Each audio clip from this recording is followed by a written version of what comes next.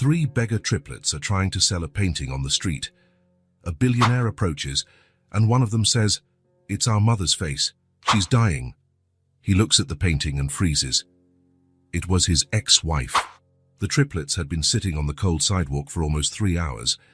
June, Tessa, and Nora were only 6 years old, but they already knew the weight of worry. Every morning, since their mother had become too weak to get out of bed, they came to this busy corner in the heart of downtown. "Do you think someone's going to buy it?" June whispered, rubbing her small hands together for warmth. She was the most sensitive of the three. "They have to," Nora answered, adjusting the little painting propped against the wall. "It's the only way to get money for the medicine." Tessa, the quietest, simply watched the people passing by, most of them looking straight ahead, as if the three girls didn't exist. Selling the painting had been their idea. The night before, their mother had coughed so much that bloodstains appeared on the sheet. The medicine was gone, and so was the money. "Mum's painting is pretty," Tessa had said, pointing to the small portrait on the bedroom wall. "People pay for pretty things." They didn't even ask for permission. Early in the morning, before their mother woke up, they took the painting and left. What else could they do? Now sitting on the sidewalk with a few other small objects scattered in front of them, an innocent attempt to look like a street vendor stall rather than three children begging, they waited. The painting was in the center, depicting a young, beautiful woman with large, lively eyes. She looked nothing like the pale Han-weak version who now slept most of the day. "Look at that man," June nudged. A tall man in a dark suit was walking quickly along the sidewalk. Unlike the others, he seemed to notice the girls.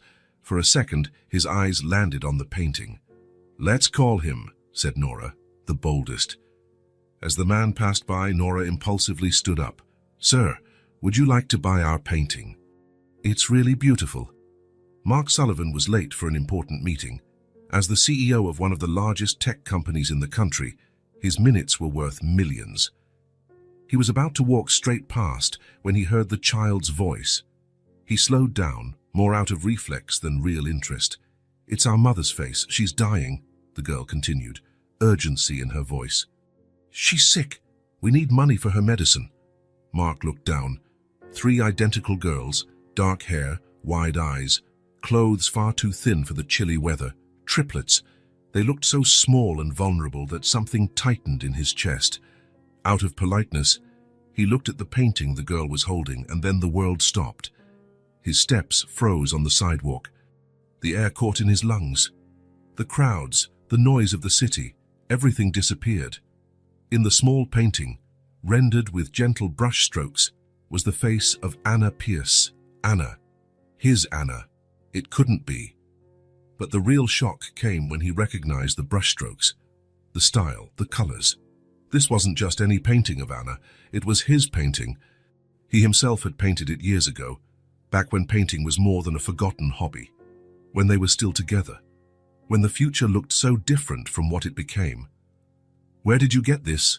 he asked, his voice sounding strange even to his own ears. The girls looked at each other, confused by his reaction. "It's our mom's," answered the one who had spoken before. "It hangs in her room, but we took it to sell. She needs medicine." Mark took the painting with trembling hands. There was no doubt. It was his. The same soft smile of Anna, the same intense eyes that had looked at him so many times. The woman who'd left his life nearly 10 years ago. "Your mother," he began, trying to process the situation. "What's her name?" "Anna," said one of the other girls. "Anna Pierce." The last name hit Mark like a punch. It was really her. And these girls, now that he looked closely, it was impossible not to see it. The same eyes as Anna, the same shape of face. 6 years old. The timeline matched perfectly. An impossible idea began to take form in his mind. "How much do you want for the painting?" he asked, already reaching for his wallet. "50, said the most confident girl, lifting her chin. "It's really pretty." Mark pulled out all the cash he had, several $100 bills. "Here," he said, holding out the money. "I want to buy the painting." All 3 girls' eyes went wide at the same time. "That's a lot of money," one of them whispered. "It's okay," Mark replied, still looking at the woman's face in the painting. He held it against his chest, feeling a surge of emotions he hadn't experienced in years. 1,000 questions exploded in his mind all at once. Was Anna sick? How bad was it? Were these girls his daughters? Why hadn't he ever known? "Where do you—" he began, raising his eyes. But the words died on his lips. The sidewalk was empty. Mark spun around, looking in every direction. The 3 girls had vanished. How was that possible? It had only been a few seconds since he'd given them the money. Children that small couldn't have just blended into the crowd so quickly. "Hey," he called out, taking a few quick steps, searching the passing people. "Girls, wait!" Nothing. It was as if they had evaporated into thin air. Mark looked down at the painting in his hands, still in disbelief. Anna's face smiled back at him through the brushstrokes he himself had painted so long ago. A painting he thought he'd never see again. Right there, in the middle of the busy sidewalk, billionaire Mark Sullivan felt something he hadn't felt in a long time: helplessness. The girls had vanished, taking with them the secret of where Anna was, how she was, and what had happened over the last 10 years. But as he stared at the painting, a certainty grew inside him. That encounter couldn't have been a coincidence. Fate had placed those 3 girls, possibly his daughters, in his path, and he wouldn't rest until he found them again. Until he found Anna. Mark entered his penthouse apartment and tossed his suit jacket over the sofa. The city sparkled below through the floor-to-ceiling windows, a $50 million view that, at that moment, meant absolutely nothing to him.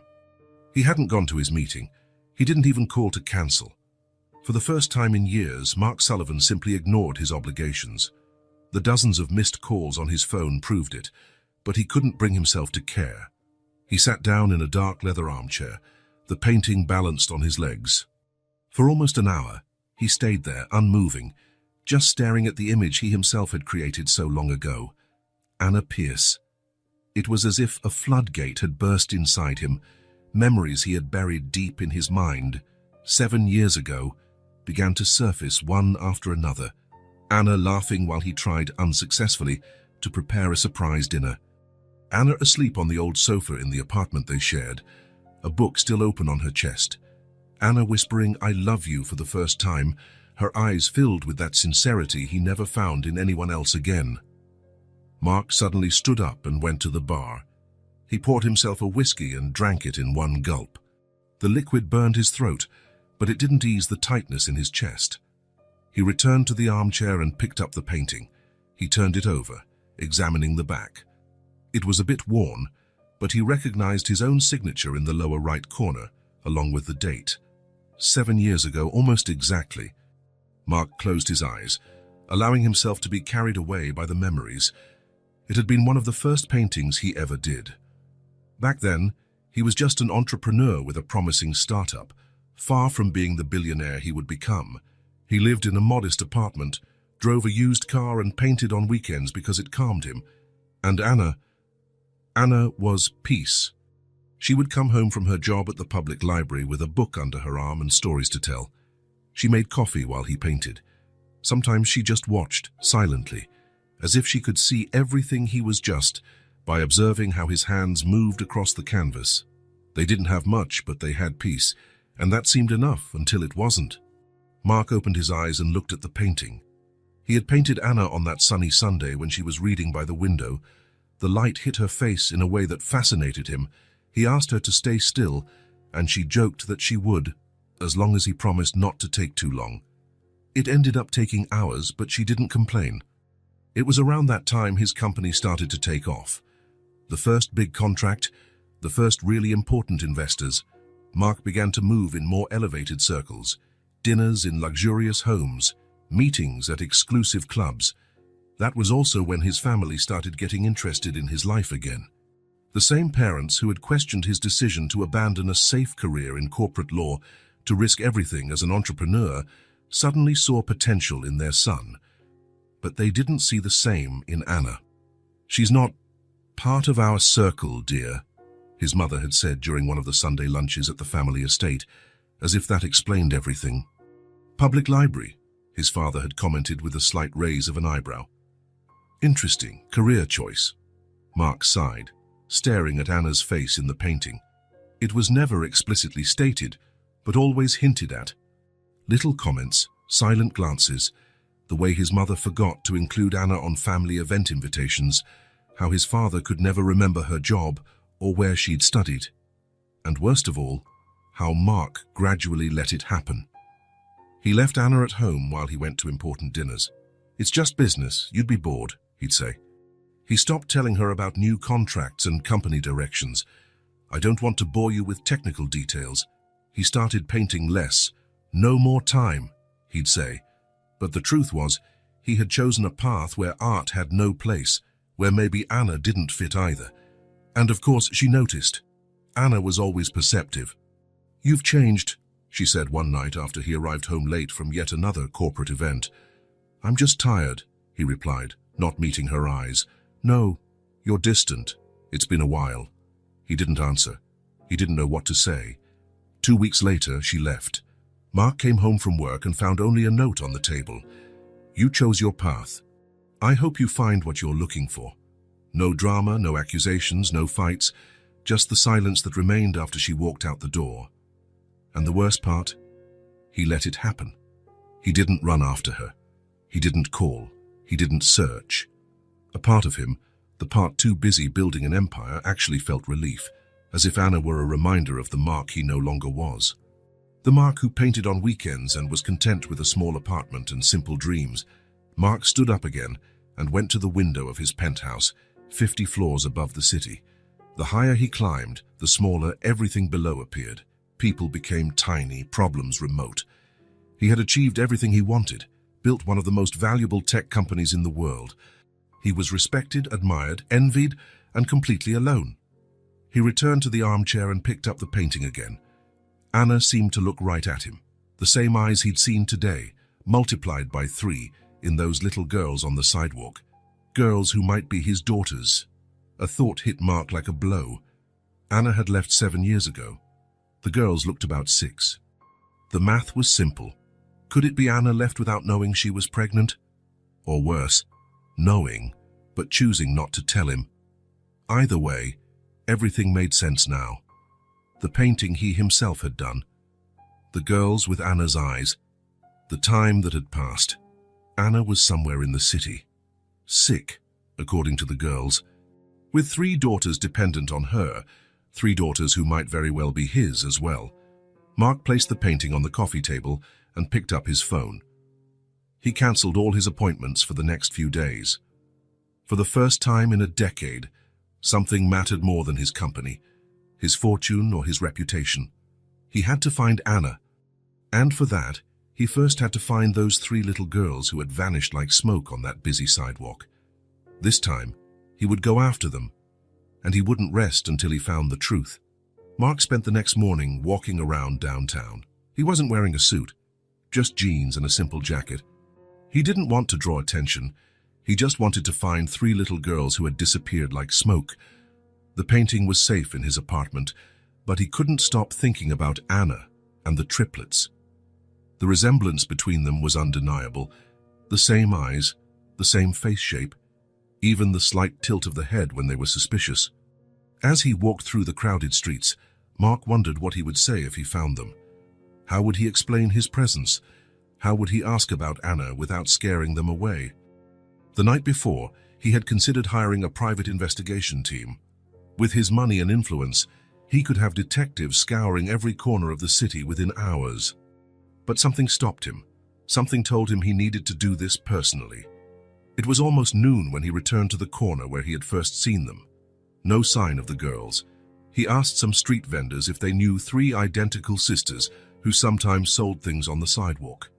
Most just shook their heads. Some looked suspiciously at the wealthy man searching for children. For the next 4 hours, Mark explored the surrounding streets. He entered small shops, asked in plazas, watched playgrounds.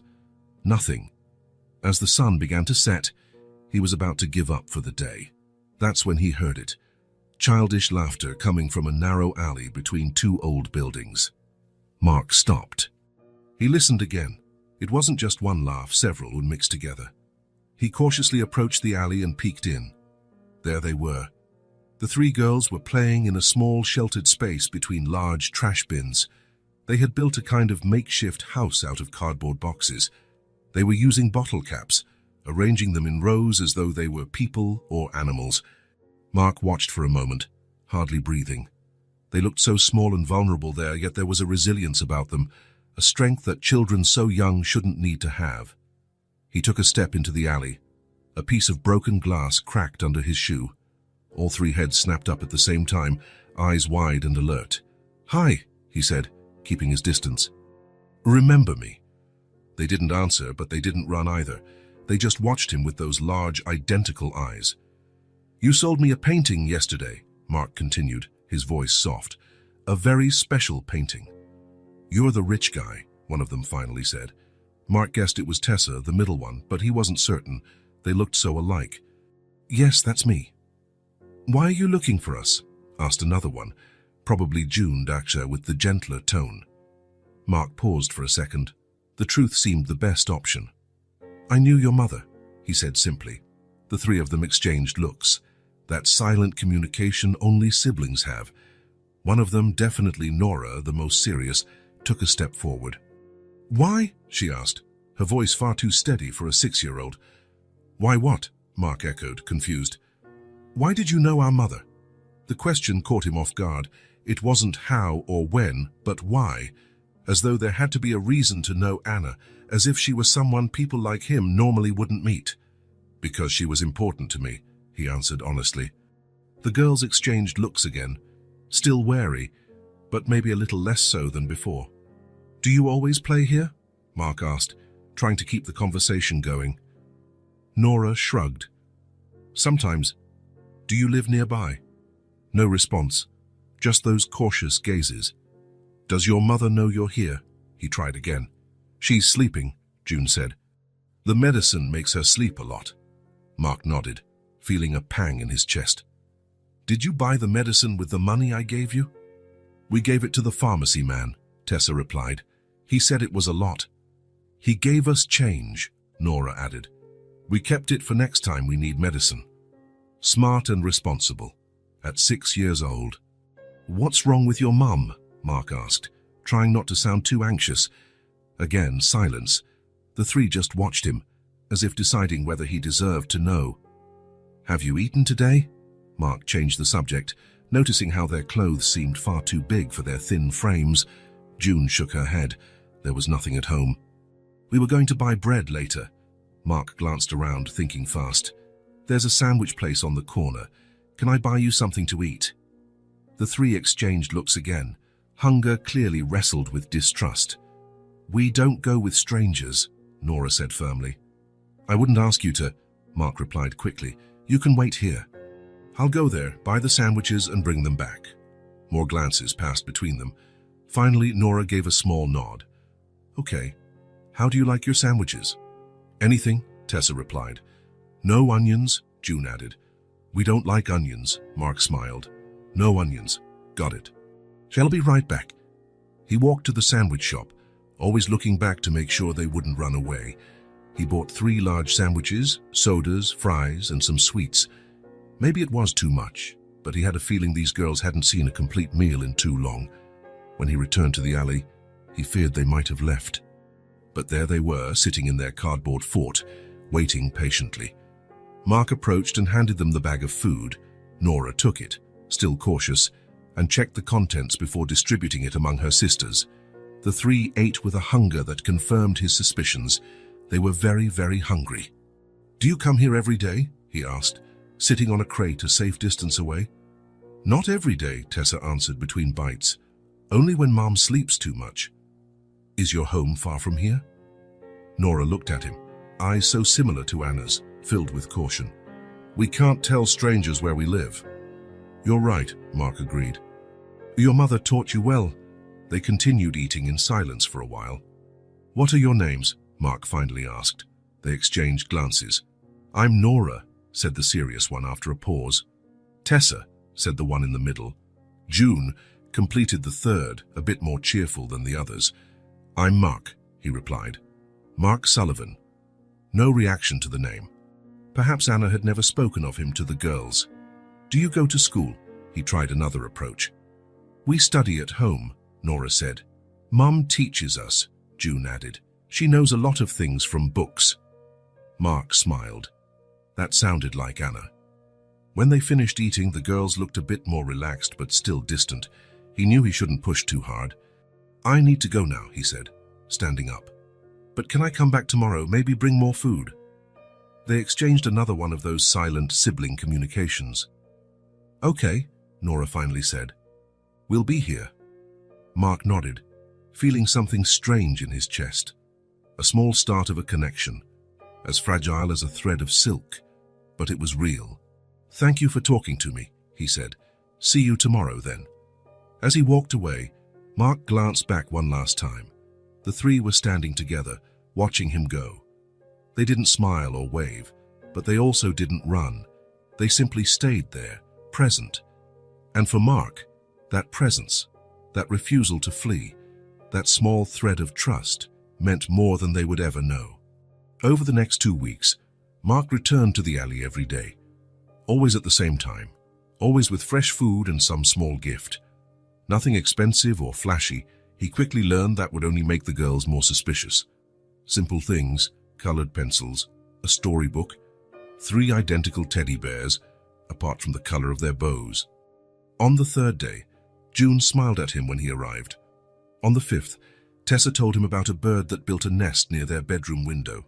On the 8th, even Nora, the most cautious, asked if he would be coming back the next day. Mark cancelled meetings, delegated responsibilities, ignored calls. His assistant was on the verge of a nervous breakdown, but he didn't care. For the first time in 7 years, something was more important than his company, his wealth, his image. The girls rarely spoke much about Anna. When he asked, the answers were vague. She's a bit better today. The doctor came yesterday. She said she'll be well soon. He didn't press. He knew he had to go slowly, earn their trust one day at a time. On the 10th day, Mark brought ice cream.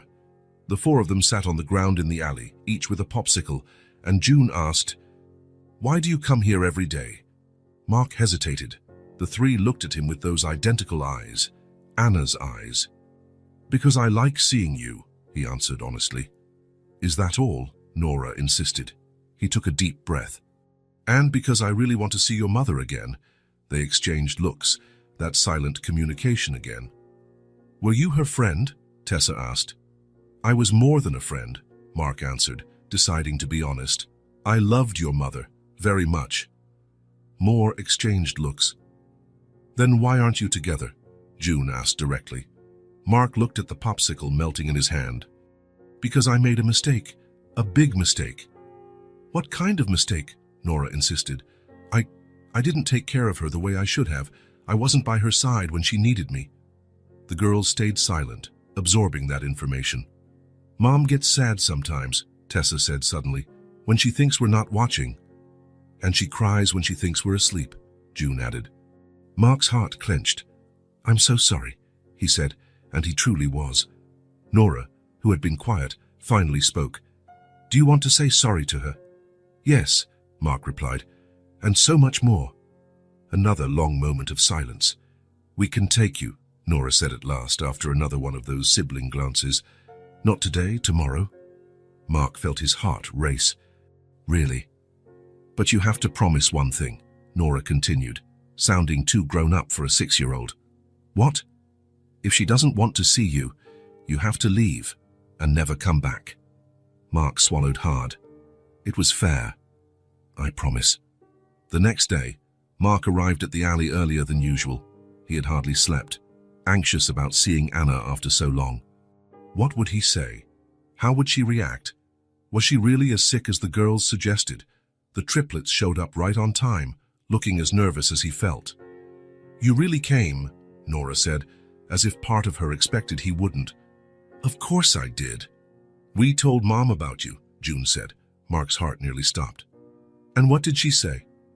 "Nothing," Tessa replied. "She got quiet. Then she said we shouldn't talk to strangers." "But we explained you're not a stranger," June added. "You bring food and gifts. And you don't do bad things," Tessa said. Mark tried not to show his nerves. "So she knows I'm here, that I'm going to visit her." All 3 shook their heads in unison. We didn't tell her that part, Nora said. It's going to be a surprise. Mark wasn't sure this was the best plan, but he had no choice but to trust the girls. So, where are we going? Home, June answered simply. It's not too far. The three started walking, and Mark followed. They left the alley, turned a few corners, and entered streets that became increasingly run down. The bright city center was left behind, replaced by older, visibly poorer neighborhoods. After about 20 minutes, they reached a 3-story building that looked old and worn. The exterior paint was peeling, and some windows were patched with tape. We live here, Tessa said. Mark looked at the place, trying not to show his shock. It was a boarding house, but not a good one. The kind of place people lived in when they had no other options. The girls went inside, and he followed. The entry hall was dark and smelled of mold. A narrow stairway led to the upper floors. Second floor, June explained, starting to climb. Mark felt his heart pounding harder with each step. After 7 years, he was about to see Anna again. Anna, who might have led a very different life if he had made different choices. Anna, who lived in this sad place with 3 small daughters. Anna, who was sick. On the second floor, the girls stopped in front of a door with the number 207 painted awkwardly. It's here, Nora whispered. Mom should be awake now. June gave 2 soft knocks. Mom, it's us. A weak voice answered from inside, and Mark's heart almost stopped at recognizing it, even after so long. Come in, girls. June turned the doorknob and opened it. The 3 stepped in, but Mark stayed in the hallway, heart hammering against his ribs. We brought you a surprise, he heard Tessa say. What is it, honey? It's a person, June answered. A person who... That's when Nora came back to the door and looked at Mark. She gave a small nod for him to enter. Mark took a deep breath and stepped forward, entering the small apartment. And there she was. Anna was sitting in an old armchair near the window. A book lay open on her lap. She was thinner than he remembered, with dark circles under her eyes and shorter hair. But it was still her. She still had those eyes that seemed to see right through him. For a moment, Anna didn't seem to comprehend what she was seeing. Then her expression changed, surprise, shock, and then a mask of coldness. You. The word came out almost like a sigh. Yes, Mark replied, his voice rougher than he intended. The girls were looking from one to the other, wide-eyed, trying to understand what was happening. So you thought you could just show up like nothing happened? Anna asked, her voice harder than he'd ever heard it. No, Mark said. But I needed to see you. The girls brought us Jace, Nora informed, as though it was important to clarify who was responsible. Girls, Anna said, still not taking her eyes off Mark. Go to your room, please. But, Mom? June began. Now. The 3 looked at Mark, hesitant. He gave a small nod, and they left, closing the door to the bedroom behind them. The silence that followed was dense, filled with 7 years of absence. What are you doing here? Anna finally asked. I found the girls on the street. They were selling a painting. One I painted. Something changed in her face, a brief flicker of vulnerability, quickly masked again on, so what? You thought that gave you the right to come back. Anna, you left me alone, Mark, she interrupted, her voice low but firm. And now what do you want? To ease your conscience? Mark took a step closer, but stopped when she raised her hand. No, she said, don't come any closer. Anna, I just want to help. The girls said you're sick. You can what? She scoffed. Of course you can. You became the big-shot businessman you always wanted to be, right? She didn't finish the sentence, but she didn't have to. The small, worn apartment said it all. Please, he tried again. Let me help, for the girls' sake. Anna studied him for a long moment. In her eyes, Mark saw anger, hurt, exhaustion, but also something else he couldn't name. Go away, she finally said. Now. Mark felt his heart sink. But he had promised the girls, if Anna didn't want to see him, he'd respect it. All right, he agreed. But if you change your mind. He left the sentence hanging, pulled a card from his pocket, and set it on the small table by the door. My number, anytime. Anna didn't reply. She just sat there, staring at him with the same eyes that had once been his entire world. Mark turned and left. In the hallway, he still heard the door close behind him, but he didn't hear the sound of the lock turning. Anna had closed the door, but she hadn't locked it. Mark spent the night wide awake. In his luxurious apartment, overlooking the entire city, he paced back and forth like a caged animal. He couldn't get the image of Anna out of his head, so thin, so pale, yet still with that gaze that disarmed him completely. And the girls. 3 little ones with their mother's eyes and, he was now almost certain, his stubborn chin. There was no denying it anymore. The triplets were his children, children he never knew he had, children who grew up without him. While the city slept below, Mark made a decision. He wouldn't be pushed away again, he wouldn't back down. No matter how much Anna resisted, he needed to be present now. For the first time since founding his company, Mark called his VP and announced he was taking an indefinite leave of absence. "Is everything all right, Mark?" The worried voice came through the line. "No," he answered honestly, "but it will be." By 8 in the morning, he was back at the rundown boarding house. He had stopped at a cafe on the way, buying coffee, hot chocolate, bread, pastries, and fruit. Enough food for 4 people, but he suspected Anna and the girls hadn't been eating properly for a long time. He stood in front of door 207 and took a deep breath before knocking. After a few seconds, the door opened just enough for Tessa's eye to appear in the gap. "Hi, Tessa," Mark said, trying to smile. "I brought breakfast." She looked at the bags in his hands, hesitant. "My mom doesn't want to see you," she said quietly. Mark nodded. He'd expected that. "That's okay. Just tell her I'm not leaving until she hears me out." Tessa studied him a moment, then closed the door without another word. Mark placed the bags of food on the floor near the door and sat down in the hallway, leaning against the opposite wall. He'd brought a book, but couldn't focus on reading. Every minute felt like an hour. After some time, the door opened again. This time, June peeked out. She looked at Mark sitting on the floor, then at the bags. "Can I get the food?" she asked softly. "Of course," Mark replied. "It's for you." The girl grabbed the bags quickly and shut the door again. Mark stayed put. An hour passed, then 2. He checked emails on his phone, replied to a few urgent messages, but didn't budge. Around 11, the door opened again. All 3 girls emerged, watching him curiously. "You're still here," Nora said, sounding surprised.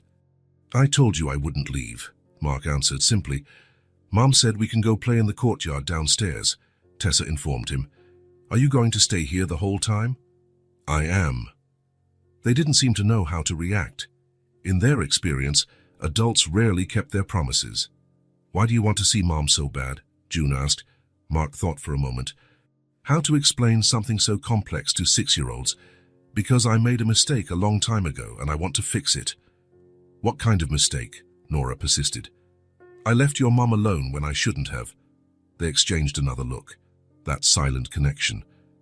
"We'll be back later," Nora said finally, and the 3 headed down the stairs. Mark remained there, seated in the dimly lit hallway. Around lunchtime, he heard movement inside the apartment. Someone, likely Anna, moving around. He wanted to knock, to try again, but he resisted. Patience was key now. By about 2 in the afternoon, the girls returned. They looked like they'd been playing hard. Their hair was messy and their clothes were smudged with dirt. "You're still here?" Nora asked, lifting an eyebrow in a way that reminded him so much of Anna it almost hurt. "Still here," Mark confirmed. "We're hungry," June stated outright. Mark smiled and stood up for the first time in hours. His back ached from sitting on the hard floor. "I can get you something. What do you want to eat?" They exchanged glances again. "Pizza," Tessa finally said, and the other 2 nodded enthusiastically. "Pizza it is," Mark agreed. "But for 4, your mom needs to eat too." The girls didn't object. Mark made a quick call, and 20 minutes later, a confused delivery person arrived at the rundown boarding house with 3 large pizzas. Mark paid and handed the boxes to the girls. Nora took them while June opened the apartment door. Before entering, Tessa turned back. "Thanks," she said timidly. "You're welcome," Mark replied. "After you eat, Please tell your mum I'm still here, that I won't leave until I talk to her." Tessa nodded and shut the door. Mark returned to his spot in the hallway. Afternoon turned into evening. The hallway grew even darker, lit only by a weak bulb at the far end. Other tenants passed by occasionally, eyeing the well-dressed man sitting on the floor. Around 7 at night, an older gentleman who lived at the end of the corridor stopped beside him. "You've been here all day," he commented. "Yes," Mark replied. "Woman troubles, huh?" The man chuckled quietly. "It always is," Mark smiled faintly. "Something like that. Good luck, son. Sometimes we gotta be stubborn." And he went on his way. By 8, the door to 207 opened again. The girls, now in pajamas, looked at him with renewed surprise. "You haven't gone home?" June asked. "Not yet." "Aren't you tired of sitting?" Tessa asked. "A little," Mark admitted. "But it's worth it. Our mom is really stubborn," Tessa informed him almost as a warning. "I know," Mark smiled. "She always was." They watched him for a few more seconds. Then Nora spoke. "We're going to bed now." "Good night, then," Mark said. "Dream of good things." They went in and closed the door, but not before casting curious glances at the man who refused to give up. Mark remained there. 9 o'clock, 10, 11. The hallway was completely silent now. Most of the residents had settled in. His back hurt, his legs were numb, but he didn't move. Just after midnight, the door next to 207 opened and a young woman stepped out. She looked at Mark curiously. "Are you a friend of Anna's?" she asked in a low voice. "Yes," Mark replied, not wanting to go into detail. "Do you know her well?" "We're neighbors," the woman shrugged. "She keeps to herself, but her kids are adorable. It's a shame she's so sick." "Do you know what she has?" Mark tried, attempting not to sound too anxious. "Not exactly. She never talks about it, but I've seen the medicines she takes. They're strong and expensive." Mark nodded. "Does she have any help, family, friends?" The woman shook her head. "Just the girls. They act like little nurses, more responsible than children should ever have to be." It twisted Mark's heart. 6-year-olds shouldn't have that burden. "Thank you," he said, and the woman continued on her way. The night wore on. Mark checked the time. 1:15 a.m. He was exhausted, but he refused to sleep, not when he was so close. Then he heard the first sound. A dull thud from inside apartment 207. Mark straightened up, edge alert. Another sound, something falling. Then a scream. "Mommy!" He jumped to his feet, heart pounding. He banged on the door. "Anna? Girls, is everything okay?" No answer, just the sound of movement inside. Mark knocked again, harder. "Anna!" Suddenly, the door flew open. Tessa stood there, eyes wide with fear, tears streaming down her face. "He's still here," she shouted over her shoulder. "Mommy fell." Mark didn't hesitate. He stepped into the dimly lit apartment and saw Anna on the floor near the bathroom door. June and Nora were kneeling beside her, trying to wake her up. "Mom," June called, trembling. "Wake up, Mum." Mark knelt beside Anna. Her face was even paler than before, a thin layer of sweat on her forehead. He pressed 2 fingers to her neck to check her pulse. "She's breathing," he told the girls, trying to sound calm. "But we need to get her to the hospital." Without hesitation, Mark scooped Anna up into his arms. She was frighteningly light, as if she weighed nothing at all. He could feel her bones through the thin nightgown, and his heart constricted further. "Girls, grab coats and your mum's medications. We're going to the hospital." They obeyed immediately, moving around the cramped apartment with an efficiency that only came from practice. June found a bag and started stuffing medicine bottles inside.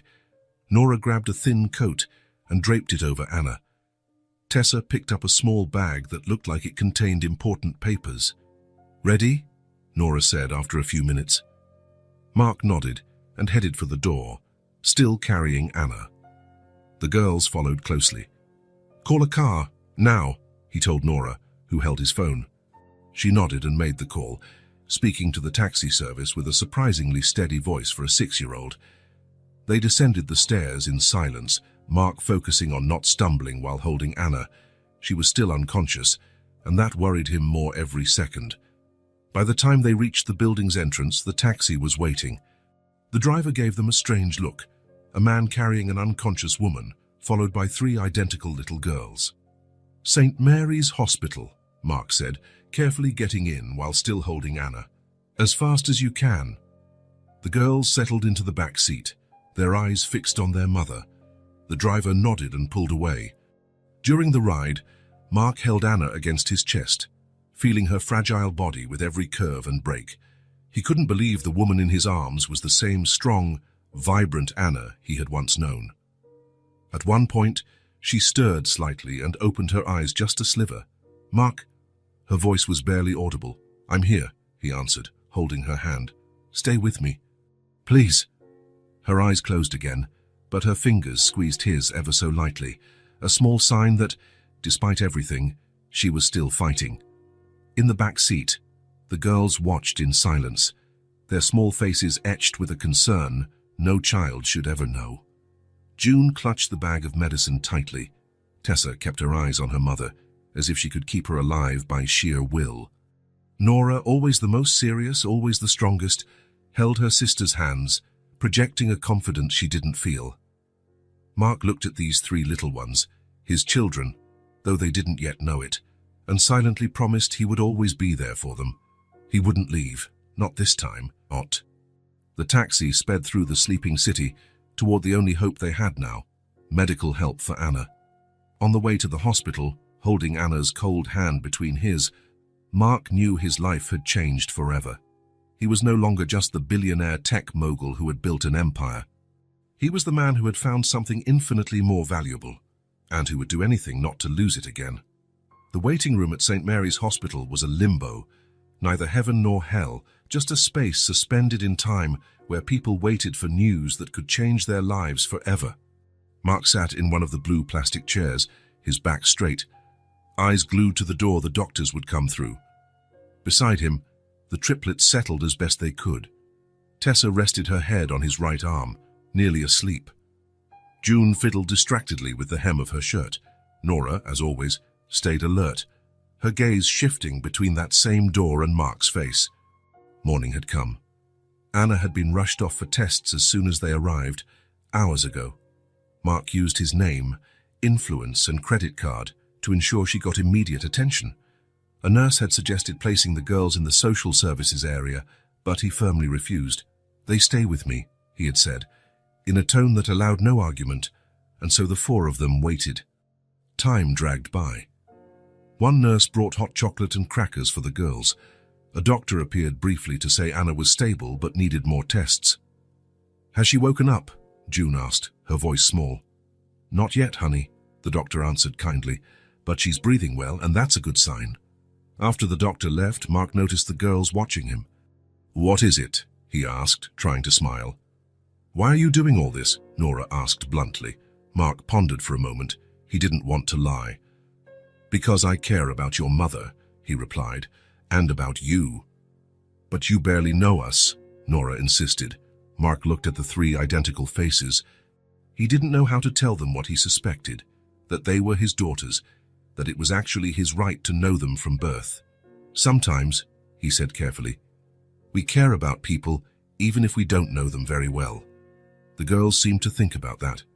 "How are you going to pay for all this?" Tessa asked suddenly, glancing around at the well-equipped hospital. "Mom always says hospitals cost a lot of money." "Don't worry about that," Mark assured her. "I have the means. I can pay." Another set of exchanged looks. "Are you really rich?" June asked, with the directness typical of children. Mark couldn't help but smile. "Yes, I own a big company." "What kind of company?" Nora wanted to know. "Technology. Computers, phones, that sort of thing." "Cool," June said, sounding genuinely impressed. Their conversation was interrupted when the door opened and a middle-aged doctor entered. He wore that neutral expression medical professionals learn to maintain, but something in his eyes made Mark's heart tighten. "Mr. Sullivan?" the doctor called. "May we speak in private?" Mark glanced at the girls, uncertain. "They're Ms. Pierce's daughters," he explained. "Can they stay here?" The doctor nodded, and Mark stood, following him to a quieter corner of the room. "How is she?" he asked at once. The doctor drew a deep breath. "We've stabilized the patient, but the situation is serious. We ran several tests and—" He hesitated, choosing his words. "Mr. Sullivan, Ms. Pierce has cancer, non-Hodgkin's lymphoma, in a fairly advanced stage." Mark felt like he'd been punched in the stomach. Cancer. The word no one wants to hear. "How advanced?" he managed to ask. "Stage 3, nearly 4. Multiple lymph nodes are affected, and the spleen is involved. The fainting was caused by severe anemia, likely from the disease and possibly worsened by inadequate medication." "Inadequate medication?" "From the tox screen, it looks like she was taking strong painkillers, but not the specific treatment for her type of cancer. I assume she couldn't afford the proper treatment." Mark closed his eyes briefly, absorbing the blow. Anna was dying alone, without proper care, while he lived in his penthouse, oblivious to everything. "What are her chances?" he asked, opening his eyes again. The doctor hesitated. "It's hard to say without more study, but with adequate treatment, about a 50% chance. Without treatment—" He left the sentence unfinished. "What is the proper treatment?" "A combination of intensive chemotherapy, possibly radiation therapy, and depending on the response, a stem cell transplant. It's a long, painful, exhausting process, but it's her best chance." Mark nodded, resolute. "I want her to have the best possible care. A private room, the best medical team, the best medication. Money is no object." The doctor studied his face for a moment. "Are you a relative of the patient?" "Not exactly.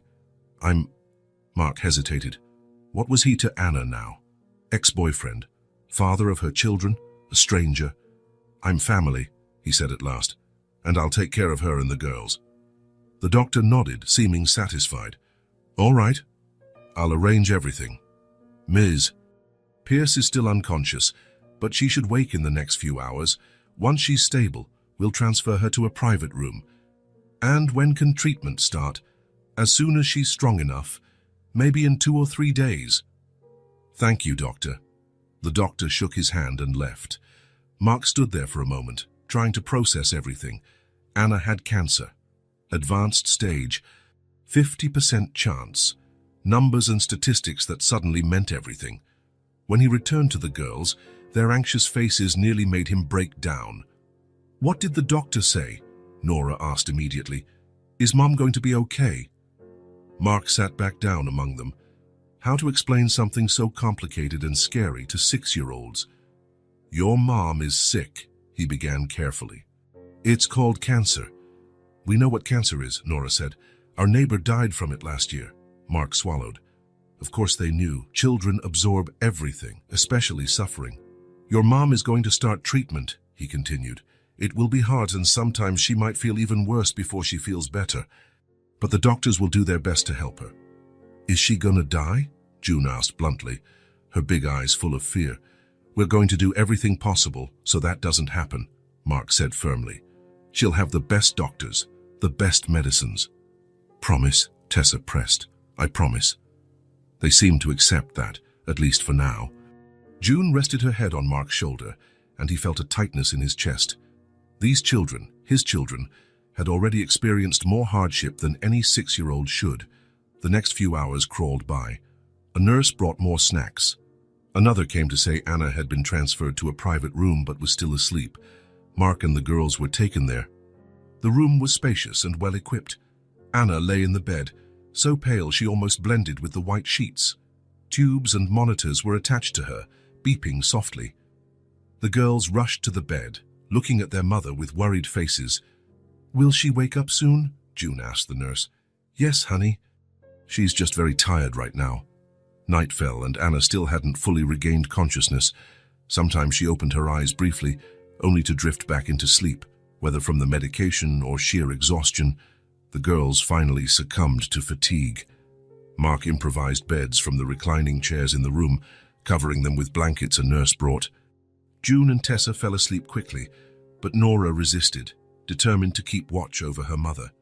"You need to sleep too," Mark said gently. "I'm not sleepy," she insisted, though a yawn betrayed her. Mark smiled faintly. "Your mom Won't be alone, I promise. Nora studied him with Anna's eyes, eyes that Mark now realized were the same shape as his. Are you going to vanish when she gets worse? She asked quietly, her voice intense. The question pierced Mark like a knife. This 6-year-old girl, his daughter, had learned to expect the worst from people, to expect that when things got really hard, everyone would leave.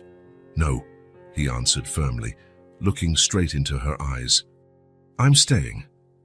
Nora held his gaze for a long moment, as if trying to see the truth behind his words. Then she slowly nodded. Okay, she said simply, closing her eyes.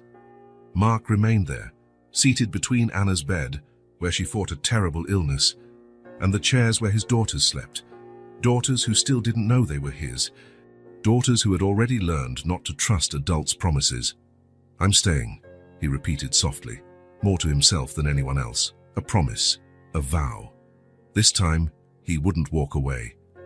This one is good, the realtor said, opening the door to yet another apartment. 3 bedrooms, fully equipped kitchen, secure building. And the best part, it's just 4 blocks from the hospital. Mark looked around. It was simple compared to his penthouse, but it was spacious and clean. Natural light poured through the large windows, illuminating the somewhat worn wood floors. What do you think? He asked the girls. They explored curiously. June opened and closed all the kitchen cabinets. Tessa checked the bedrooms. Nora peered out the window, evaluating the view. There's a bathtub, Tessa reported, returning to the living room. Mom always wanted a bathtub. Mark nodded, feeling the weight of those simple words. How many basic things had Anna wished for and couldn't have? You like it? He pressed. They looked at each other, that silent communication again. It's nice, June said at last. But isn't it really expensive? Mark almost smiled at a 6-year-old worrying about money. Don't worry about that, he assured her. We can stay here while your mom's in the hospital. More glances passed between them. Are we going to live with you? Nora asked bluntly. Without Mom? Just until she gets better, Mark replied. You can't stay on your own, and I promised I'd take care of you. It was a temporary arrangement they'd discussed with the doctors and a social worker. Anna would remain hospitalized for at least a few weeks to start chemotherapy. The girls needed a guardian, and Mark had volunteered immediately. The social worker wanted to place you with a foster family, he explained, but I thought it would be better if you stayed with me. That way, you can visit your mum every day. The girls seemed to consider his words. What about our stuff? Tessa asked. We can go back to the boarding house today, Mark said. Bring anything you want. After a few seconds, Nora nodded, apparently making the decision for all 3. Okay, Mark turned to the realtor. We'll take it. I can sign the lease right now. 2 hours later, Mark had the keys in hand and a 6-month lease. The realtor, impressed by how quickly the transaction was done and the advance payment, promised the final cleaning would be done that afternoon so they could move in the next day. Mark took the girls back to the hospital to visit Anna. She was awake but weak, dark circles under her eyes. She smiled faintly when they ran in, jumping on the bed to hug her. Mark stayed back, giving them space. His relationship with Anna was still tense. She accepted his help but spoke little, avoiding being alone with him. We're going to live with Mark while you stay here, June announced, always direct. Anna looked at Mark, and he saw a mix of emotions in her eyes, gratitude, worry, and something else he couldn't identify. Just until you're out of the hospital, Mark assured her. It's an apartment near here. The girls can visit you every day. Anna closed her eyes for a moment and nodded. Thank you, she said simply. It was the first time she'd thanked him directly, and Mark felt it like a small victory. The next day, they moved in. Mark hired a small crew to pick up the girls' belongings from the boarding house. There wasn't much, it all fit in a few boxes. Clothes, books, a few toys, and the few things of Anna's the girls insisted on bringing. Some books, a photo frame with a picture of the 4 of them, and the old comforter that still carried her scent. The first night was strange. The girls shared one of the bedrooms, insisting on sleeping together in the same bed, even though there were 3 beds available. Mark slept in another room, leaving the 3rd empty. the room that would be Anna's when she returned. The next morning presented the first challenge: breakfast. "How'd you like your milk?" he asked, standing in front of the brand new fridge, which was still mostly empty. "Mom makes coffee with milk for us," Tessa explained. "Coffee with milk? Aren't you a bit young for coffee?" Mark asked, surprised. "It's more milk than coffee," Nora clarified. "Just a little bit of coffee." Mark tried. He made the coffee too strong, then the milk too cold. The girls eyed the mugs with politely disappointed expressions. "It's different," June said diplomatically. Mark smiled. "I'll get better, I promise." The next challenge arose when he tried to brush June's hair, which was particularly tangled from the night. "Ouch," she complained when he pulled too hard. "Sorry," he said, clearly unsure how to proceed. "I've never brushed a kid's hair before." "You have to start at the ends," Tessa explained patiently, as if instructing a slow student, "and use detangling cream." "Cream? What cream?" "We didn't bring any," Nora said. "We ran out a while ago." Mark looked at the 3 heads of dark, tangled hair. "I guess we need to go shopping." The trip to the mall was eye-opening. The girls needed everything: new clothes, the ones they had were worn or too small, proper shoes, school supplies, Mark was already researching nearby schools, and specific hygiene products. Mark had never noticed how many different types of children's shampoo there were, or how many dress styles a 6-year-old might want to try on. Nora, ever practical, chose simple, durable clothing. Tessa liked colorful things with floral prints. June wanted anything that sparkled or had sequins. 3 identical sisters, 3 completely different personalities. "Do we really have to take all of this?" Mark asked, eyeing the overloaded cart. "No," Nora answered immediately, starting to put some items back on the shelves. Mark felt a pang in his chest. These children were used to hearing no, used to putting things back, used to wanting less, needing less. "Hey," he said gently, "I was joking. We can take whatever you want." June looked at him suspiciously. "Really? Really?" Even so, he noticed they continued to choose carefully, checking prices, opting for sale items. They had learned to live with little. In the following days, a routine settled in. Breakfast? Mark was getting better at making coffee with milk. A morning visit to Anna at the hospital, lunch at home, afternoon activities, drawing, reading, sometimes a movie, another visit to the hospital, dinner, bath, another challenge. He always got the water too hot or too cold, and bedtime. Mark learned how to do simple braids, to distinguish cries of pain from cries of frustration, and to know when a fight between sisters was serious or would blow over in 5 minutes. He learned Nora sometimes needed alone time. Tessa loved being read to, and June had nightmares almost every night. And the girls, and slowly, learned to trust him, not all at once, but in small incremental moments. Like when Tessa asked if she could tape her drawings to the fridge, or when June let him check under the bed for monsters, or when Nora, for the first time, grabbed his hand as they crossed the street, without him offering it first. Visiting Anna was the highlight of their day. The chemotherapy had started, and she was getting weaker by the day, losing weight, losing her hair. But she fought to appear strong in front of her daughters. "Is she getting better?" Mark asked the doctor during one visit, while the girls were distracted with Anna. The doctor hesitated. "It's too early to say. The treatment is aggressive, and she's very debilitated. The next few weeks are critical." At night, after the girls fell asleep, Mark would sit in the living room and work on his laptop, managing his company remotely, delegating as much as possible, joining only the most crucial decisions. For the first time in years, work wasn't his priority. 2 weeks after the move, on an ordinary night, Mark was in the kitchen preparing dinner when he heard the girls talking in the living room. "Do you think Mom will get better?" Tessa's voice, low and worried. "Of course she will," June responded, though without her usual conviction. "The nurse said all her hair might fall out," Tessa went on. "She'll be sad." "Hair grows back," said Nora, always the voice of reason. "What matters is she gets well."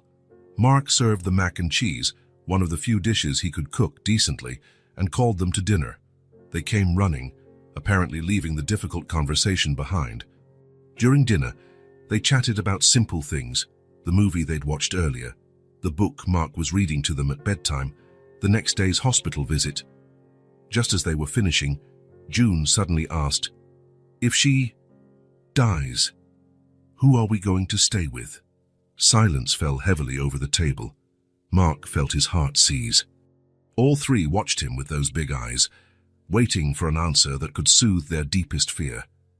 "Me," he answered without hesitation. They didn't reply. They just stared at him, processing that. But they also didn't say no.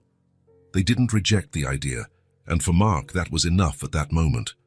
A few days later, while preparing lunch, his cooking skills were slowly improving, Tessa came into the kitchen for a glass of water. She stood, watching him chop carrots, looking thoughtful. "Sometimes Mom pretended she was okay," she said suddenly. "But we knew when she hadn't eaten dinner." Mark paused, turning to the girl. Tessa didn't meet his gaze. Her eyes were on the carrots on the cutting board. "What do you mean?" he asked softly. Tessa shrugged. She'd say she ate earlier, or that she wasn't hungry, but we knew. At that moment, June entered. "Knew what?" she asked, grabbing a raw carrot to munch on. "That Mom wouldn't eat so we could have food," Tessa replied. June nodded, as if it were a common fact of life. "She said love was enough," she added, chewing, "but when the roof leaked, it was hard to believe." Mark felt a knot in his throat. He looked at these two small girls, so familiar with sacrifice, lack, hardship. "The roof leaked?" he asked, struggling to keep his voice steady. "In our bedroom," Tessa explained. "There was a hole. We put buckets in, but sometimes it was too late. Mom asked the landlord many times to fix it," June chimed in, "but he never did." Mark nodded, unable to respond. The girls went on chatting about other problems from the old apartment. A faucet that sometimes didn't work, a stove with only one working burner, a shower that gave electric shocks. He listened silently, absorbing every detail of the difficult life Anna and the girls had led while he lived in luxury, oblivious. "I'm going to the bathroom," he said eventually, when he felt he couldn't hold back his emotions any longer. "Keep an eye on the carrots, please." In the bathroom, he locked the door and leaned against it. The tears came silently but powerfully. He cried for the lost time, for the hardships Anna had faced alone, for the girls who had learned too early what scarcity meant. He cried for the father he hadn't been, for the man who had abandoned the woman he loved in the name of comfort and social acceptance. Sitting on the bathroom floor, back against the door, Mark Sullivan, the billionaire CEO of one of the biggest tech companies in the country, finally understood what truly mattered, and he silently vowed again to do everything differently from now on, for Anna, for the girls, and for the man he was finally learning to be. A month had passed since Anna began treatment. A month of highs and lows, of fragile hopes and deep fears. The doctors spoke of a moderately positive response, careful words none of them fully understood. The girls adapted to their new routine. They attended a nearby school and, after initial reluctance, started making friends. The social worker visited regularly, always leaving satisfied with the environment Mark was providing. One particular morning, the house was unusually quiet. The girls had gone to school, and Mark was working on his laptop at the kitchen table when the phone rang. "Mr. Sullivan, this is Nurse Teresa from St. Mary's Hospital." Mark's heart sped up. Calls from the hospital rarely brought good news. "Miss Pierce is asking for you," the nurse said. She urgently wants to talk." "I'm on my way," Mark said, already closing his laptop. The whole drive to the hospital, his mind raced through possibilities. Had Anna's condition worsened? Did she decide she didn't want his help anymore? Or was she reconsidering arrangements for the girls? When he reached her room, he found Anna sitting up in bed, paler and thinner than ever. The chemotherapy had taken most of her hair, now covered by a colorful scarf that June had picked out. But her eyes, those eyes Mark knew so well, were alert, determined. "Hey," he said from the doorway. "The nurse said you wanted to see me." Anna nodded slightly. "Have a seat," she said, indicating the chair beside the bed. Mark did as she asked, watching her carefully. Something was different today. A decision made, a wall finally starting to come down. "Are the girls okay?" she asked. "They're fine. They're at school right now. Nora won a math prize yesterday. Tessa takes art class twice a week. June joined the choir. Anna smiled faintly, and even exhausted, her face lit up at the mention of her daughters. They've never had so many opportunities before. Mark just nodded. He'd learned a lot in recent weeks about the difficult life Anna and the girls had led. Frequent moves as rent prices climbed. Various odd jobs Anna took besides her library work. Occasional help from neighbors when she was too ill to work. A life of constant struggle. While he built his empire. The silence stretched between them, not uncomfortable but laden with meaning. There was so much to say, so many lost years, so many explanations owed. At last, Anna spoke, her voice weak but firm. "They're your daughters." Mark felt the impact of those words, even though he already knew in his heart they were true. He closed his eyes, letting the confirmation wash over him. "I always suspected," he said quietly. "But I didn't want to force you to say it." Anna watched him, searching his face. "Why didn't you ask outright?" Mark took a deep breath. "I guess I was afraid of the answer, afraid you'd deny it, or worse, confirm it. Then I'd have to face the reality of what I'd abandoned." Anna looked away, gazing out the window for a moment. Outside, the world went on, people coming and going, oblivious to the drama unfolding in that hospital room. "I found out I was pregnant 3 weeks after you, after we—" She hesitated, searching for the right words. "After I let you walk away," Mark finished, unwilling to soften his own actions. Anna nodded. "I thought about telling you.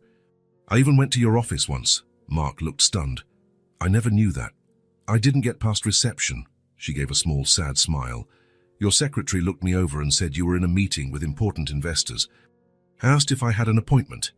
Mark closed his eyes again, imagining the scene.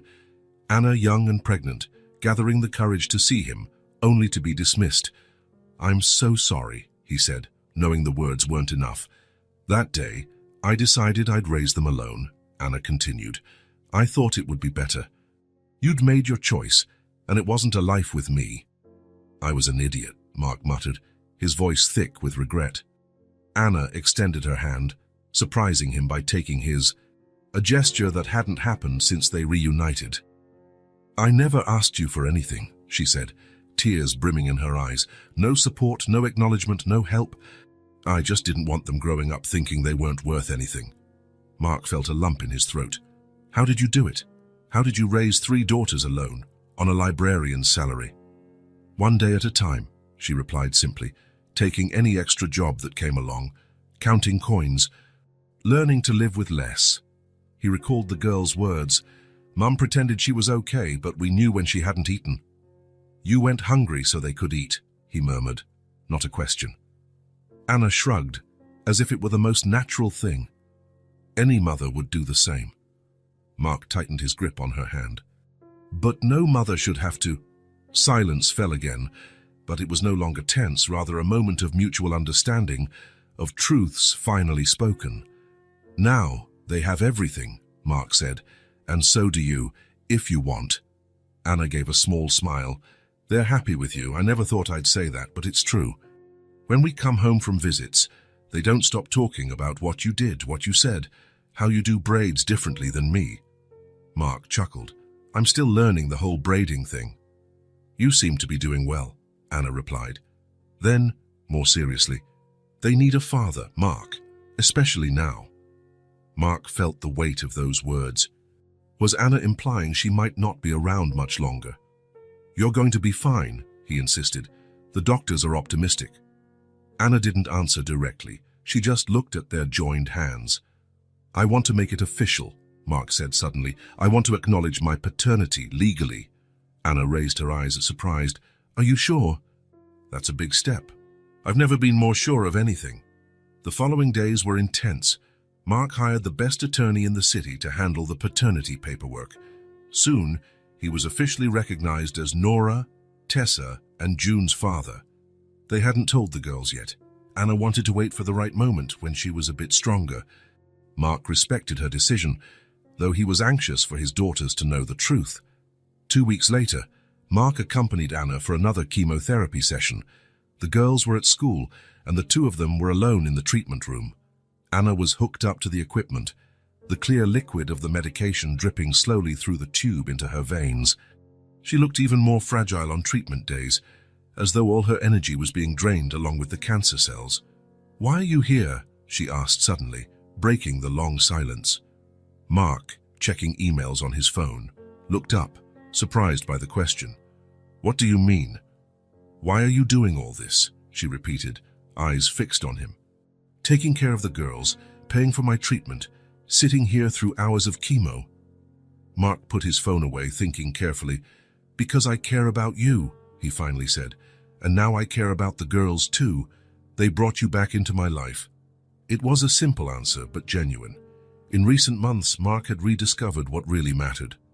Not the million-dollar contracts, the business headlines, the penthouse or the luxury cars. What mattered were those moments when June hugged him goodnight, when Tessa proudly showed off a new drawing, when Nora, always the most reserved, finally smiled at him.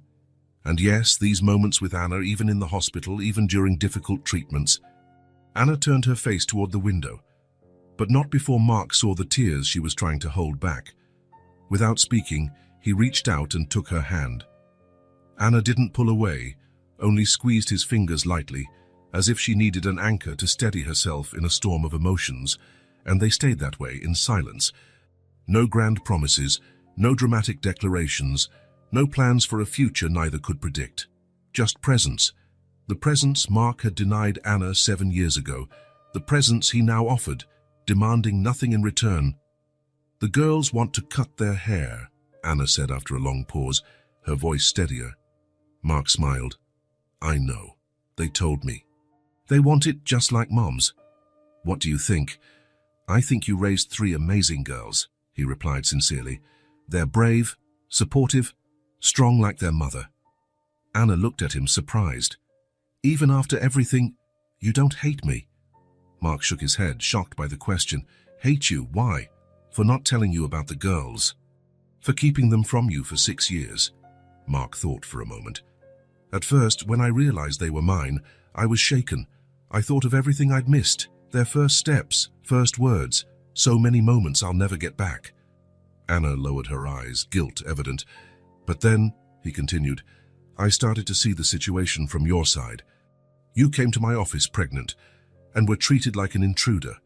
You were alone with 3 babies on the way, and I'd made it clear through my actions that my career and social acceptance mattered more than our love." Mark squeezed her hand gently. "If anyone owes an apology, it's me, for being weak when you needed me to be strong, for choosing my family's approval over the family we could have had."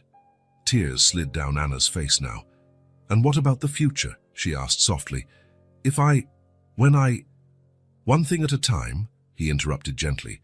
"Right now, you need to focus on getting better. I'll be here for whatever you need." A nurse entered, breaking the moment, checking the machines and adjusting the drip before leaving them alone again. "Thank you," Anna said once the door closed, "for being here, for caring for them, for not giving up." Mark smiled. "I'll never give up on you again." "That's a promise." And when Anna drifted off to sleep, exhausted from the treatment, Mark stayed right there, holding her hand, holding on to the words they had finally spoken. Words that should have been said 7 years ago, but which still opened a path for some sort of future, whatever it might be. Spring arrived in full force. Days grew longer, the sun more present, and the trees in the park across from the apartment bloomed with bright flowers that fell like soft rain when the wind blew. It had been 3 months since Anna started treatment. The latest scans gave the doctors cautious optimism. Partial remission, they said, words that sounded like music to Mark's ears.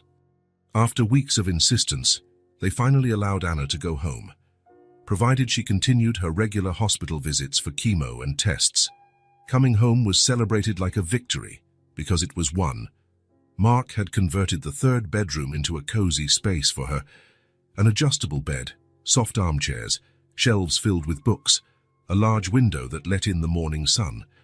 The girls had decorated the walls with drawings and "Welcome Home Mom" signs. In the first few days, Anna remained hesitant, still too weak to do much besides rest and enjoy her daughter's enthusiastic visits between their classes. Mark worked mostly from home, using a corner of the living room as his makeshift office, staying close in case she needed anything.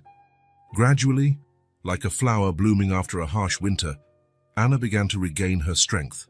First, she managed to walk around the apartment unaided. Then she ventured into the kitchen to make some tea. Small victories everyone celebrated. One sunny Saturday morning, 2 weeks after returning home, Anna appeared in the living room wearing sweatpants and a light sweater, her colorful scarf carefully arranged over her head. "I want to go out," she announced, surprising everyone. "Just a quick walk in the park." The girls squealed with delight. Mark, concerned, asked, "Are you sure?" "Isn't it too soon?" Anna smiled. That smile Mark had rediscovered in recent months, which still had the power to light up his entire world. "The doctor said short walks are recommended, and it's too beautiful a day to stay cooped up inside." Mark couldn't argue. 15 minutes later, they were all ready. The excited triplets ran ahead in the hallway of the building. Anna walked slowly, leaning on Mark's arm. "Take it easy," he cautioned when they reached the street. "Relax, I won't collapse," she teased, but she did grip his arm a bit tighter. The park was full of life that morning. Families enjoying the good weather, kids playing ball, couples walking their dogs. A normal, everyday life that had once seemed impossible for them. They found a bench under a flowering tree, and Anna sat breathing in the fresh air. The girls asked to play in the small playground nearby. After making sure they were in sight, Mark let them go. "It's good to see them so happy," Anna said, watching the three run and laugh. Mark nodded, noticing how different they looked now compared to the scared children he'd met months ago. They were healthier, more relaxed, their eyes bright without the constant shadow of worry. "They're incredible," he said, "strong, like their mom." Anna smiled, leaning her head lightly on his shoulder, an easy gesture of closeness that had become more common. They hadn't labeled what they were to each other now. Ex-lovers, co-parents, friends, something more. They seemed to silently agree not to rush it, to let things unfold as Anna recovered. "You know what I miss?" she asked suddenly. "What?" "Seeing you paint." Mark looked at her, surprised. "Really?" "Yes. It was so beautiful to watch you completely absorbed, creating something out of nothing. Your eyes looked different, more alive." Mark hadn't painted in years. He'd stopped when he lost Anna, as if both belonged to a life he no longer had. The career, the success, the empire, those had replaced his art. "I'm not sure I even remember how," he admitted, with a small smile. "It's like riding a bike," Anna replied, "or you never forget." That casual conversation planted a seed that grew in the following days. Mark started researching painting supplies again, noticing colors in a different way, studying light and shadows like he once did. A week later, while Anna napped after another chemo session, Mark went out and bought a small easel, canvases, paints and brushes, everything he needed. He set up a little painting corner near the window in the living room, overlooking the park. When Anna discovered it, her eyes filled with tears. "You're going to paint again," she said. It wasn't a question, but a statement. "I'm going to try," he answered simply.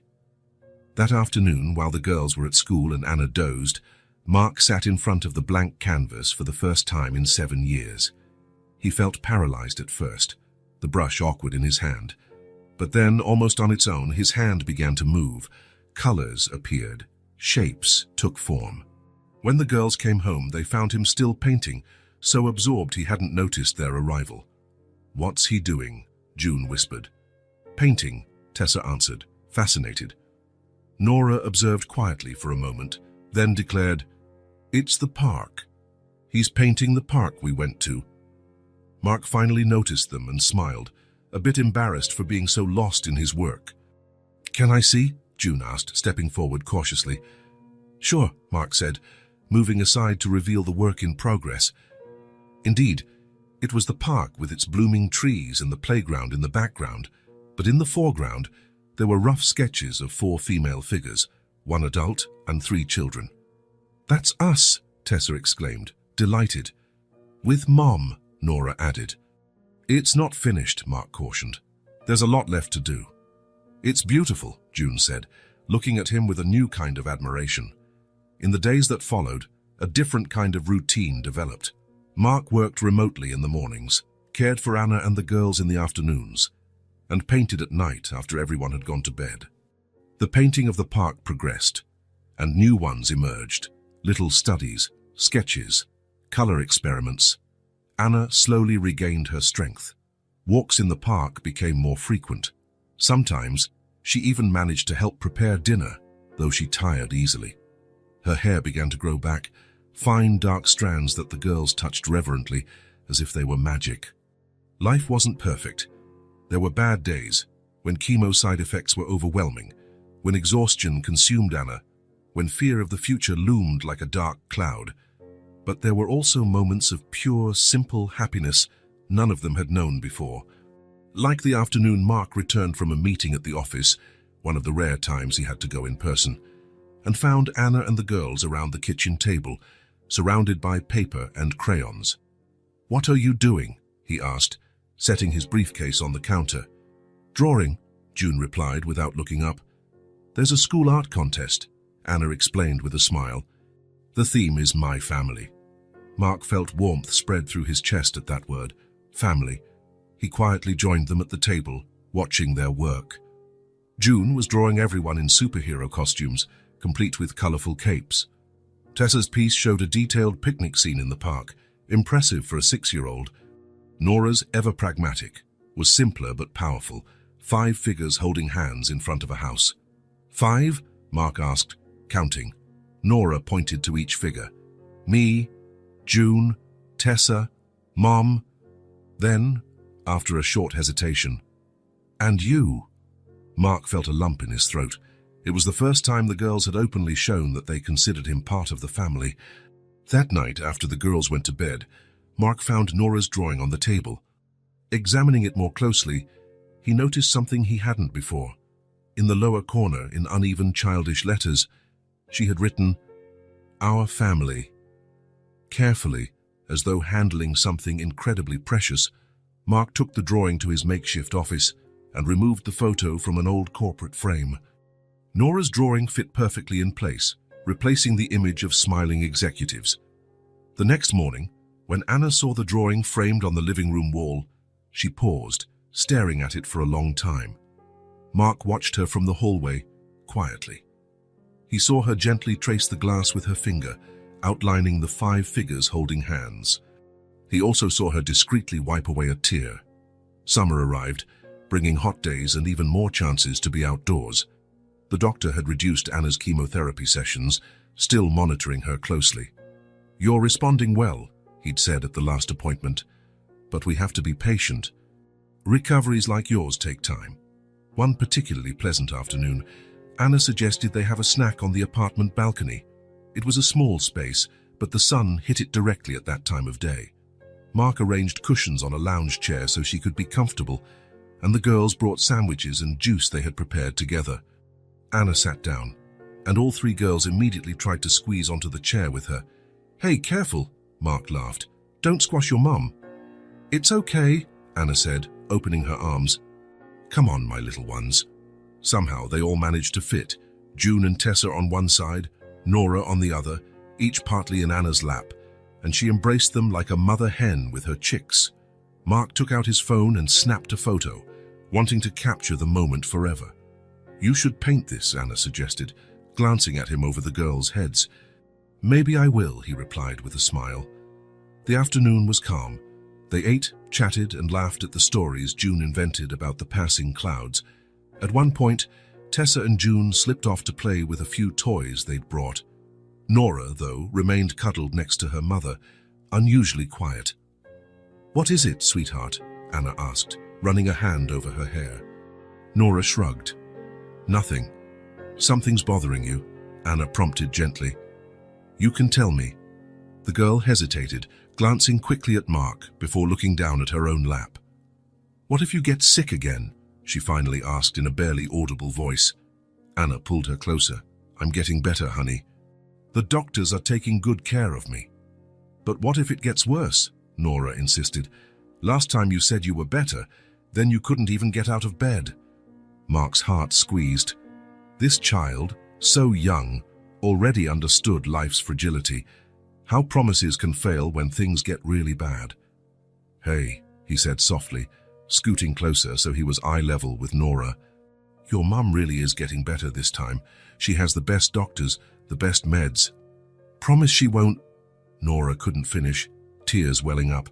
"I can't promise nothing bad will happen," Mark replied honestly, "but I can promise that no matter what happens, you three will never be alone, never."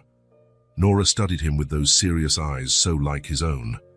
"You'll stay with us forever?" she asked. "Yes," he said without hesitation. "Forever." She seemed to consider it for a moment, then reached out and took Mark's hand. "Okay, Daddy." The world seemed to freeze. Daddy. She'd called him Daddy for the first time. The word came so naturally, as if it had always been there, just waiting to be spoken. Mark felt tears sting his eyes. He saw Anna watching him, her own emotions plain on her face. Nora didn't seem to notice the effect of her words. She continued talking, still holding his hand. "My teacher said there's a science fair next week. Will you help me with my project?" Mark swallowed the lump in his throat. "Of course," he managed. "Of course I will." Satisfied, Nora finally slid off the lounge chair to join her sisters. Mark stayed put, still processing what had just happened. Anna reached out and gently touched his face. "You all right?" He nodded, at a loss for words. When he finally could speak, he said, "She called me Daddy." "I heard," Anna smiled. "It was only a matter of time. They've considered you their dad for weeks. They just didn't know how to say it." Mark looked at the three girls playing on the little balcony. His daughters. Truly, legally, fully his. He sat on the edge of the lounge chair beside Anna, the two of them watching the kids in a peaceful silence. After a while, she said, "Now I can rest easy if something happens to me." Mark turned to her, alarmed. "Don't talk like that." Anna gave a small smile. "It's true, Mark. For years, my biggest fear was what would happen to them if I wasn't here. Who would take care of them, love them like I do?" She paused, looking at the girls. "But now they have you." There was such confidence in that simple statement, such certainty. Mark felt the weight and the honor of that responsibility. "You're going to be fine," he insisted, holding her hand. "We'll raise these girls together." Anna didn't reply, just squeezed his hand and kept her eyes on her daughters. In that moment, under the warm afternoon sun, Mark made another silent promise. He would never again be absent. Not from Anna, not from the girls. Never again would he let success, money, or others' expectations take him away from what truly mattered. He looked at the small balcony, the woman beside him, and the three girls playing, and he knew he had finally found where he belonged. The place he'd been searching for his whole life without knowing it. Not in a fancy office, not in a penthouse apartment, but here, with them, his family. He remembered Nora's drawing now framed on the living room wall. 5 figures holding hands, our family. And for the first time in a long while, Mark Sullivan felt truly at home. 4 full seasons had passed since that day on the sidewalk. A whole year of transformation, healing, and rebuilding. Fall had returned, painting the trees gold and red. The air was cooler, and the windows of the apartment were left slightly open, letting in a breeze scented with the season's first rains. They no longer lived in the rented apartment near the hospital. 2 months earlier, they'd moved to a house with a yard, in a quiet neighborhood on the outskirts of the city, a place with room for the girls to grow, with bedrooms for each, though they still preferred to sleep together most nights, and a studio for Mark to paint in. Anna had finished her treatment 3 months before. Complete remission, the doctors declared, though they remained cautious, reminding her she'd need regular follow-ups for years. She was still thinner than she'd been before the illness, and she tired more easily, but her color had returned, and her hair, now in a short cut Mark found particularly charming, was growing healthy again. The girls had just started 2nd grade. They were doing well, each in her own way. Nora remained serious and studious, reading well above her level. Tessa had discovered a special talent for music and had begun piano lessons. June charmed everyone with her outgoing personality and made friends with surprising ease. Mark had completely reorganized his professional life. He remained the principal shareholder of his company, but delegated the CEO role to his vice president. He worked mostly from home now, focusing on specific projects and long-term strategies, which allowed him to be present for his family. And he painted. Almost every day, at least for a few hours, he lost himself in his rediscovered passion. A few months earlier, he'd set up a small exhibition at a friend's gallery. Not a big deal, just a new beginning. The reviews were surprisingly positive, especially for someone who'd abandoned painting for so long. On this particular October afternoon, the house was quiet. The girls had gone shopping for Anna's birthday project with their grandmother, Mark's mother, who surprisingly had developed a genuine affection for her granddaughters once she got past the initial shock. He and Anna were alone, a rarity in their busy family life. Mark had just hung his latest painting on the living room wall. He stepped back, checking if it was level. "Perfect," Anna said, entering with 2 cups of tea. She handed one to Mark and stood beside him, looking at the 2 paintings that now dominated the main wall of the living room. Side by side, the paintings told a story, a complete journey. The first the old one Mark had painted at the very beginning, showed a young Anna sitting by the window of their old apartment. Sunlight fell softly on her face, illuminating the faint smile on her lips as she read. It was the same painting the girls had sold on the sidewalk, a painting Mark had painstakingly cleaned and restored, preserving every original brushstroke. The second, new and just finished, showed Anna and the girls in the yard of their new home. The 4 of them sat on the grass, surrounded by flowers, sharing laughter in a warm, intimate circle. Anna, her hair short now, had that same luminous expression as in the first painting, but with something extra, a depth, a strength forged by suffering and overcoming. Mark had worked on it for months, starting it in the old apartment and finishing it just the previous week. Every stroke had been placed with intent, love and reverence for the journey they'd all taken. "It's strange seeing them together like that," Anna said with a small sigh, "like 2 different lives." "They are, in a way," Mark agreed, sipping his tea, "but also parts of the same story." Anna reached out and touched the frame of the first painting. "I remember that day," she said with a nostalgic smile. "You asked me to stay still for just 5 minutes, and we ended up spending the whole afternoon there. I pretended to complain, but I actually loved watching you paint." "You were stunning that day," Mark replied. "Actually, you always were." Anna laughed softly. "Oh yes, especially in the mornings after an all-nighter studying, with huge dark circles and crazy bedhead." "Especially then," Mark insisted, and the affection in his voice warmed Anna's heart. They sat on the sofa, still gazing at the 2 paintings, their tea slowly cooling. "Back then," Anna said after a while, "if someone had told me we'd be here today like this, I'd never have believed it." Mark nodded. He wouldn't have believed it either. In those years of frantic ambition, if someone had said his greatest accomplishment would be this simple life with Anna and the girls, he would have laughed. "The girls are so happy here," Anna went on. "I've never seen them like this, so carefree the way children should be. They deserve it and more." Anna turned to him, her eyes searching his. "You came back," she said simply, echoing words she'd spoken before over the past year. But they always carried new meaning. Mark held her gaze. "Because I should have stayed." It was a truth they'd revisited many times during her recovery, his choices, what might have been, the responsibilities he had abandoned. "Sometimes I wonder," Anna hesitated, looking again at the paintings. "Did you really love me, Mark?" The question hung between them, delicate yet deeply important. It wasn't accusatory, just a genuine doubt from someone who'd lived with uncertainty for a long time. Mark set his cup on the coffee table and took Anna's hands in his. "I never stopped loving you," he said, his voice quiet but firm. "I was just too slow to realize what that meant." Anna studied him for a moment, taking in his words. "What did it mean then?" Mark thought carefully. He wanted to give her the whole truth, not easy phrases. "It meant choosing you, even when it was hard. It meant putting our family above everything else.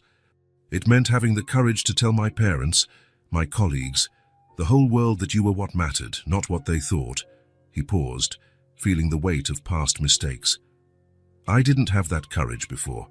I took the easy path, where everyone applauded me, but I was completely empty inside. Anna squeezed his hands lightly. What about now? Now, he smiled. Now I know that real success isn't having your name in business magazines. It's Nora calling me Daddy for the first time. It's Tessa running to show me a new drawing. It's June snuggling up to me when she's scared. He looked into Anna's eyes.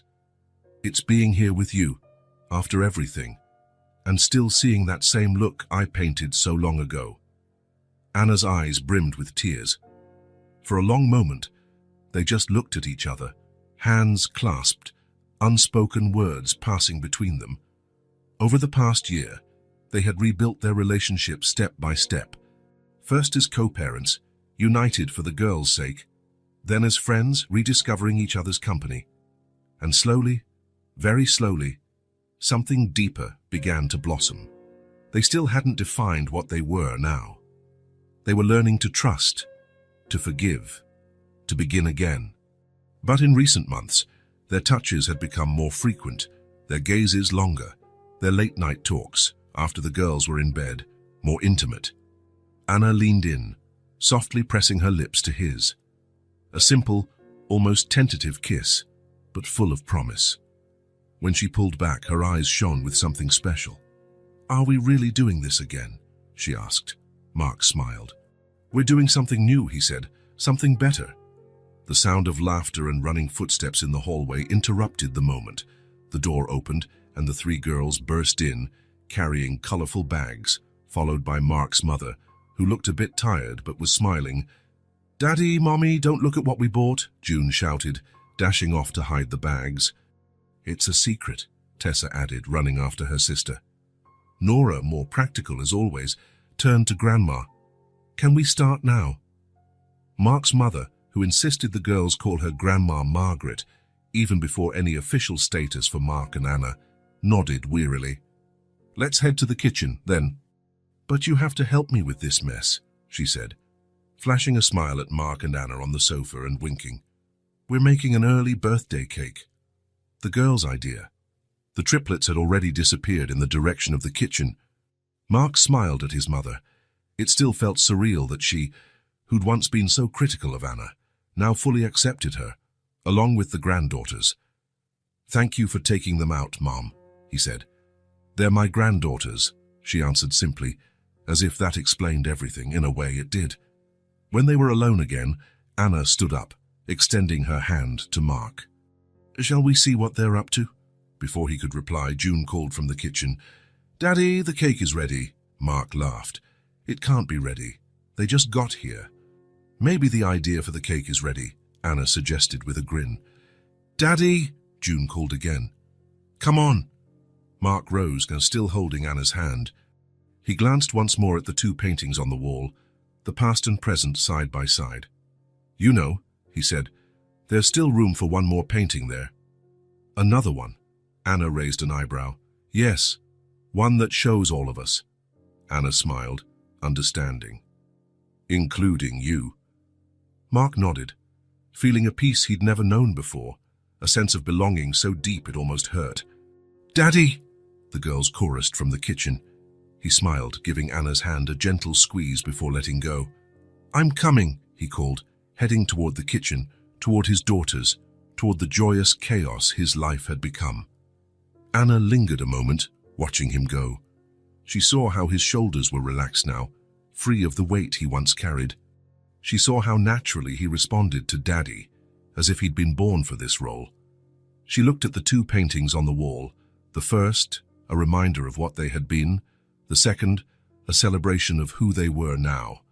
And she thought of the third painting Mark had just mentioned, the one that would include everyone, because now, at last, Mark was no longer just the artist observing from the outside. He was part of the picture. If this story touched your heart, subscribe to the channel and turn on notifications so you don't miss the next ones. Leave a like, because it helps this story get recommended to more people. See you in the next story.